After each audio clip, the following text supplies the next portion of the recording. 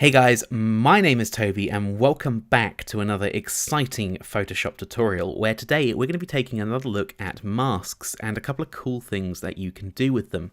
So let's take a look at what we've got. We've got a picture of a balloon which already has a mask attached to it. So if I hold shift and click on the mask, you can kind of see what the original image looked like, but we don't want that. So I'm going to put the mask back on. And I'm going to turn the eyeball off so that this disappears, because we're going to come back to that towards the end. Now, let's look at our background layer. Quite a nice shot. There's a little town in Germany that I was able to visit this year. And it's a nice picture, but I think it would be quite nice if we kind of darkened up this sky quite a lot. And one way of doing that would be with an adjustment layer.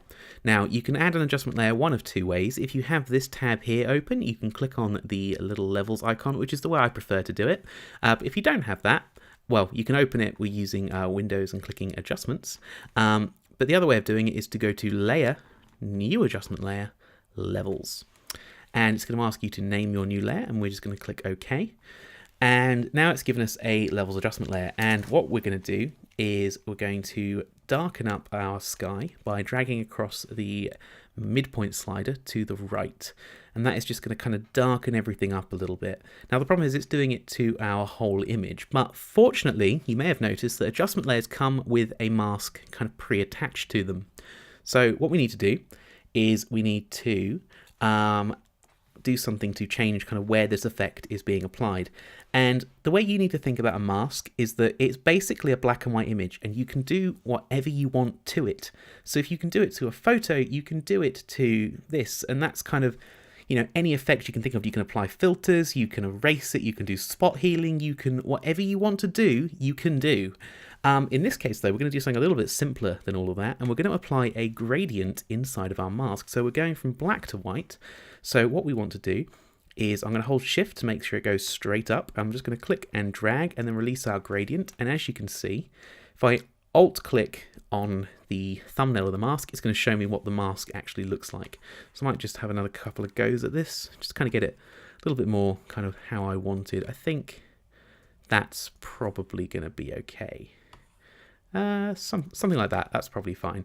Okay, now I'm going to alt click again, and as you can see, it's now kind of only affecting the very top of our image. Now the problem is it's also affecting these buildings. So if I turn this on and off, you can kind of see the tops of these buildings here are still being changed by our levels adjustment, and we'd rather not have that.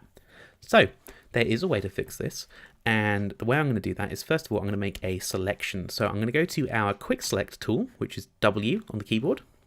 I'm just going to very quickly and kind of quite roughly select out these buildings. So I'm going to make my brush a little bit smaller to be a bit more precise. I'm going to hold Alt to take away from selection because I don't really want that bit. I do want this steeple in though. And that there. I'm just going to kind of quickly do this and get a nice selection of our buildings in our town. Yeah. So you don't need to be hugely precise with this. Again, it's kind of a case of as precise as you feel like being at the time. So I'm actually going to include that tree to make that a little bit easier for me. And we'll get that bit. I'm not too worried if we miss like really fine details of this, to be honest, because you're not really going to be able to tell, I don't think. Just get that kind of good. Again, I'm just kind of doing this very quickly. I'm not spending a lot of time getting the details right. You can if you want, and it's not going to do you any harm, but I just don't think it's really necessary for this kind of image and effect. So I'll just kind of whiz across here, get that bit. So the quick select tool is kind of a funny one because it's generally very good, but sometimes you kind of have to just nudge it in the right direction to get it to do exactly what you want. So we do want to make sure we get all of that tower pretty. We want this one to be a little bit more precise. So I'm just going to, with the polygonal lasso tool, I'm just going to take away from our selection just there. Okie doke. Oh, not quick mask. I want to go back to the quick select tool. Just kind of get this tower fairly well selected. And we'll just get this bit right at the top there. There we go. And the rest of this building, maybe that chimney as well. There we go. And everything kind of down here. And then we'll get this one on the right as well. Okay, so we've more or less got our selection now. The only thing I'm going to do is I want to get kind of the bottom of everything as well. So I'm just going to bring this down a little bit, and I'm going to swap to the rectangular marquee tool, hold shift, and then just make sure that this covers the entire bottom of our image and that bit there as well. Okay, so we've got a selection now, and what I'm going to do is I'm going to select the mask, and now I'm going to fill this selection with black so that nothing in there is going to be affected by the levels adjustment. And there's two ways of doing that. You can either go to Edit, Fill, or you can hit Shift F5. Also, Shift Delete or Shift Backspace will work as well. And we're going to select black, mode normal, 100%, OK. And then deselect. And as you can see, what we've now got is an adjustment layer that gradually affects our sky, but it's also not touching our buildings. So if I hold Alt and I click on the mask, you can see we've actually got a fairly complicated mask going on here. And maybe we can just come in here and tidy some of this up a little bit where our selection hasn't quite worked. So with a black brush, I'm just going to paint over this line that I can see. Those bits, we could clone stamp across and do it that way. That would kind of get rid of it. Bit finicky. You've kind of got to be very careful if you're doing this. Because it's a gradient, we can't just paint with that colour. You have to kind of clone from directly across from wherever the problem is. So that's pretty good. I'm not going to worry about this too much because I think that looks alright anyway. But as you can see, we've now got this very detailed mask that's doing a very specific job for us in a very controlled way. Now, another cool thing that I want to show you that isn't so much to do with masks, although it kind of is a mask, but it isn't a mask, is I'm going to turn back on our balloon. Now, our balloon doesn't really match the colours in our scene, so what we could do is we could add a curves adjustment, which is this icon here, where you can go layer, adjustment layer, curves. And we can sort of darken it down, but the problem is that this layer is affecting everything in our image. Now, what you can do to fix this is you can use what's called a clipping mask, and you can get to that by going to Layer and create clipping mask, or the keyboard shortcut, which is Command or Control Alt plus G.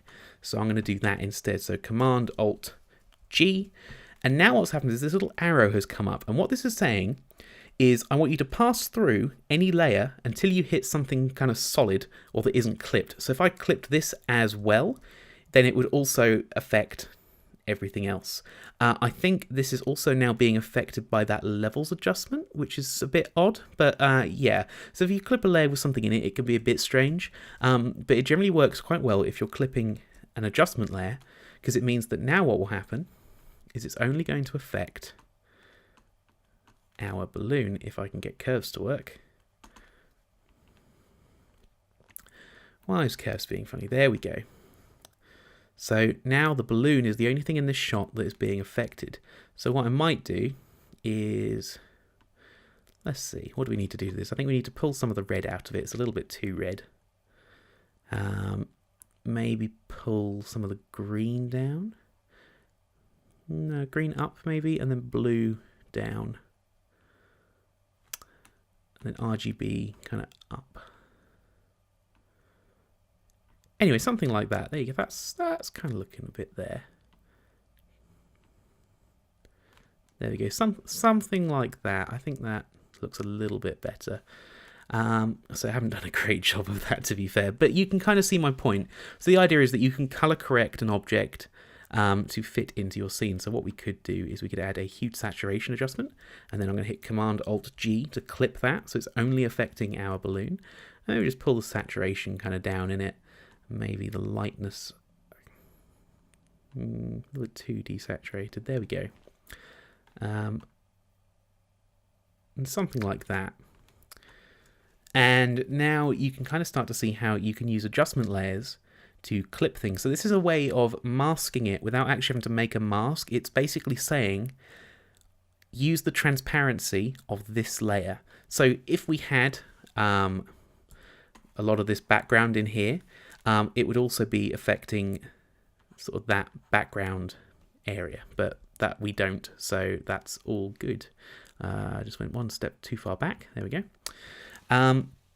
So hopefully that has got your mind thinking about what you can do with masks and adjustment layers. So, you know, you can make them quite complicated, but you can also use clipping masks to kind of get around having to use some. If you're doing a big composite and you've got lots of layers of transparency, but you don't want to have to mask out the adjustment layer to fit something, you can just clip it to a layer and have it kind of do the work for you. So I think that is going to do it this time, guys. Thank you very much for watching.